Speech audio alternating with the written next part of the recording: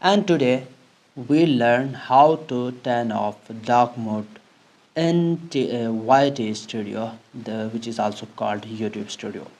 If the dark mode is enabled on your studio by mistakenly or anything whatsoever, there isn't, but you want to turn off the dark mode on your YT Studio, YouTube Studio.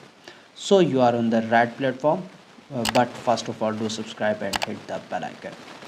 Just need to open your YT Studio app, then click on the right top corner your profile, then click on the settings. Alright, click on the settings, then go down. Here you can see an option appearance, click on that, then choose the first option or second option, whichever you want. But if you want light theme, click on the light theme. Once you selected that, then the dark mode will be automatically turned off successfully. So these are the simple steps. I hope this tutorial helped you and you fixed your problem. So don't forget to like, comment, share, subscribe. I will see you in the next one. Goodbye.